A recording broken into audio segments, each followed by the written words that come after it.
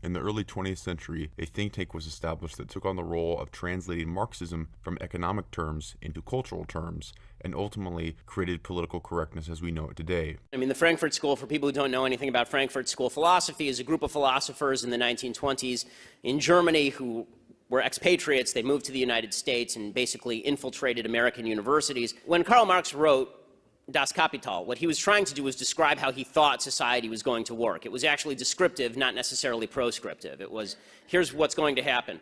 He thought class warfare would eventually break out and destroy the capitalist infrastructure. When that didn't happen, World War I basically dissuaded the international left of this because there was no class uprising to start World War I. It turned out that poor French people were happy to fight poor German people, and all of them were happy to fight poor Russian people. So when that fell apart, what the Frankfurt School decided is in order to make this change happen, we can't just wait for this change to happen, we have to change the culture.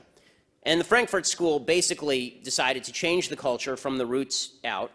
The Frankfurt School would be the vehicle that translated Marxism from economic into cultural terms, giving us what we now know as political correctness. Although the school was originally supposed to be known as the Institute for Marxism, they decided to change the name because it was not to their advantage to be openly identified as Marxist. The last thing political correctness wants is for people to figure out it's a form of Marxism. So instead they decided to name it the Institute for Social Research. One of the instrumental early members, Jorge Lukács, who was aware the class uprising predicted by Marx didn't happen in World War I, had to devise something else to create a revolution. He also theorized that the great obstacle to the creation of a Marxist paradise was the culture, Western civilization itself. Lukács identified that any political movement capable of bringing Bolshevism to the West would have to be, in his words, demonic. Gramsci and Lukács argued that Western culture had blinded the working class to its true Marxist class interests. Before a Marxist revolution could take place, Western culture had to be destroyed. New cultural forms must be found to increase the alienation of the population in order for it to understand how truly alienated it is to live without socialism. The task of the Frankfurt School then was first to undermine the Judeo-Christian legacy through an abolition of culture, and second to determine new cultural forms which would increase the alienation of the population, thus creating a new barbarianism. In 1932, Herbert Marcuse became a member of the Institute for Social Research. Marcuse would ultimately become the most important member of the Frankfurt School for the development of political correctness. In the 1950s and 60s, Marcuse would complete the translation of Marxism into cultural terms and inject it into the New Left. It was Marcuse who finally answered the question posed by Horkheimer in the early 30s.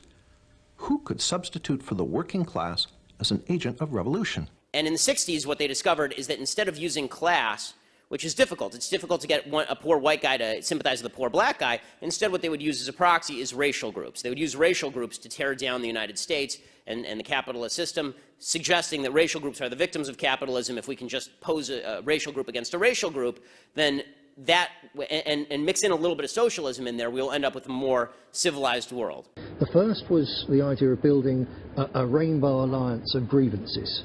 Yeah. And so they'd find different groups, they'd persuade them that Western society and the patriarchal society, capitalist society, the nation and so on, in some way discriminates against them, and then use that discrimination against them to bring them into a larger alliance of disparate groups, very often in fact mutually hostile and antagonistic, or certainly with different interests. A classic example now would be the way in which the left tries on the one side to mobilise and use the homosexual lobby, and on the other side works with radical Islam, which wants to stone homosexuals to death. There's no principles here, it's just a matter of them dragging everyone they can into this big broad church. Breaking things down and mould them back together again in a way of destroying what society we've got left. Indeed. They decided to start cultural Marxism. And as we can see, cultural Marxism is exactly what communism is. But in addition to the economic factors that Karl Marx emphasized, they believe that culture is central to the legitimation of oppression. In other words, these people are going to say, the problem in society isn't necessarily the economics, which they are, but it's also the culture. It's because women are oppressed in movies. Black people aren't represented in comic books. Women are very mistreated in video games. And they are going to get strongholds and footholds into these subcultures. They're like parasites, if you will. It is a parasite ideology. Communism never builds anything. Communism isn't about building the equal society. Communism is about taking a society that already exists and cause a revolution within it. And this is exactly what cultural Marxists do. They go into comic books, for instance, comic book journalism, and then they start complaining, bitching, whining, signing petitions, trying to get things banned in order to get power, in order to have the authority to scare the shit out of the people that are drawing comic books so that they only draw comic books according to their desires. And as you can see here, they are very much against capitalism, nationalism, the nuclear family, gender roles, race. Just as classical economic Marxism argued that under capitalism, the working class was oppressed, so the Frankfurt School used Freud to argue that under Western culture, everyone lived in a constant state of psychological repression. With the knowledge that everyone under Western values is oppressed, the key then was to dissect Western civilization, its art, its history, politics, and literature, and reinterpret all of it under the cultural Marxist lens. This deconstructionism, post-culturalism, represents almost the entire theoretical basis of all the politically correct aesthetic trends which now plague our universities. Cultural Marxism, or political correctness, says that all history is determined by power, by which groups defined in terms of race, sex, etc., have power over other groups. And the cultural Marxism, deconstructionism, which spearheads the reinterpretations of history, is known most commonly today as critical theory. In the 1930s, the work of Horkheimer, Adorno, Fromm, and Marcuse issued in its first tangible product, critical theory. The term critical theory is something of a play on words. One is tempted to ask, what is the theory? The answer is, the theory is to criticize. Through unremitting, destructive criticism of every institution of Western society, they hope to bring that society down. Critical theory says, let's tear everything down. Attack, attack, attack. Remember, the left never stops. I like to say they never stop, they never sleep, they never quit. They're always on the attack because they have nothing to defend. We're in this odd position of being the guys in the castle with a relentless horde of attackers. We can never defeat them. Their idea was that they'd attack the foundations of Western civilization, because once they'd gone, it would make it easier to have a communist revolution. So that's where they started. And so they set about, they decided to do it primarily in two ways.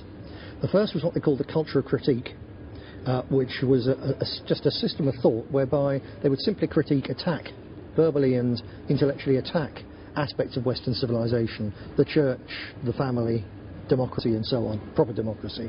They'd simply attack and attack and attack, and like water dripping on a stone, would gradually wear it away. And the point isn't to come up with truthful attacks, the point is just to attack. They do it against us, they do it against me, you know, with plenty of this. They just invent whatever it is and then throw it at the target, and even when it's rebutted, don't then say, okay, sorry, we admit we were wrong, we'll leave you alone. Just carry on with the next lie, carry on with the next attack. So this cultural critique has been running since then against every angle of our society. The Frankfurt School was important in Marxism because they no longer believed really in the future, they only believed in destroying. And if you look at today's campuses, that kind of nihilism is really the dominant theme. That is, attack America.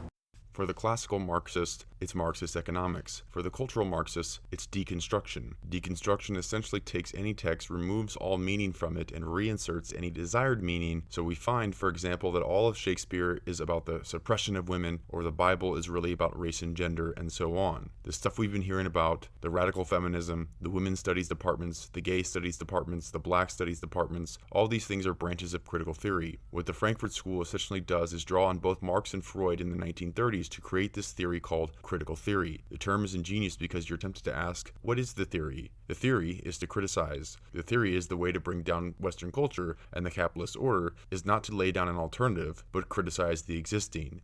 The Frankfurt School was careful never to define what critical theory was for, only what it was against.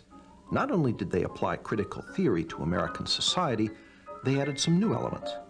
One was the Institute's so-called Studies in Prejudice, which culminated in 1950 in Theodore Adorno's immensely influential book, The Authoritarian Personality. In it, Adorno argued that the American people possessed many fascist traits, and that anyone who supported traditional American culture was psychologically unbalanced. It is no accident that today, the politically correct are quick to label their opponents fascists, and suggest that they need psychological treatment in the form of sensitivity training. You're a bigot. You're a fascist. You're homophobic. You're Islamophobic. You'll always notice that it's always an attack. It's not what they stand for, it's what they're against. Some of this critical theory involves things like cultural studies, post-colonial studies, women's studies, Aboriginal studies or Native American studies, African American studies. All of these studies, folks, are all childs of cultural Marxism because they're all based on the oppressor-oppressed paradigm that Marx talked about. Women, for example, are victims of a patriarchy. Women are told that Christianity is misogynist, that Christianity is a male-centered religion, that God has male pronouns and God has titles. The LGBTQ community is condemned by Christians who are homophobic. And so you could see that deep-seated anger against the West and Christianity as the cause of all evils. In the 1950s, Herbert Marcuse created a coalition of black students and feminist women and homosexuals and told them that the reason for their oppression was Western civilization, particularly Christianity. And he defined their struggle as an oppressor-oppressed paradigm. They instituted the studies on prejudice where Christianity was the enemy and was accused of being fascist, and Christians are fascists. Critical theory actually attempted to politicize logic itself. Horkheimer wrote, "Logic is not independent of content. That means an argument is logical if it helps destroy Western culture, illogical if it supports it." Such twisted thought lies at the heart of the political correctness now inculcated into American university students. Critical theory could be used to redefine previous ideas. Shakespeare, Rembrandt, Beethoven, all legends, all authors, all founders of religions, and the very religions themselves await their exposed resurrection. These atrocities occur because the perpetrators are able to plausibly demonstrate in the tradition with other cultural Marxists that Shakespeare's intent is irrelevant. What is important is the racist or misogynistic subtext of which Shakespeare was unconscious of. The artist does not consciously create works in order to uplift society, but instead unconsciously transmits the ideological assumptions of the culture into which he was born. Epistemology explodes on the scene. The issue is no longer what is universally true, but what can be plausibly interpreted by the self-appointed guardians. Comparative literature, or deconstructionism, is the last predictable stage in the suppression of reason and the denial of the possibility of truth in the name of philosophy. The interpreter's creative activity is more important than the actual text. Thus, the one thing most necessary for us, the knowledge of what these texts have to tell us, is turned over to this objective. When the local women's studies or third world studies department organizes students to abandon the classics in favor of modern black and feminist authors, the reasons given are directly from the Frankfurt School. It is not that these modern writers are better, but they are somehow more truthful because their alienation reflects the modern social problems of which the older authors were ignorant. The worst crime was the belief that each individual was gifted with sovereign reason, which could enable him to determine what is right or wrong for the whole society. Thus, to tell people that you have a reasonable idea to which they should conform is authoritarian. This philosophical sleight of hand allows one to do several destructive things. By making art, history, and creativity historically specific, one cannot hypothesize universal truth or natural law, for truth is completely relative to historical development, or so they'll say. By discarding the idea of truth and error, you also may throw out the obsolete concept of good and evil. If these campus antics appear retarded, that is because they are designed to be. The Frankfurt School's most important breakthrough consists in the realization that their monstrous theories could become dominant in the culture as a result of the changes in society. This meant that even new and unpalatable ideas could become popular by renaming them.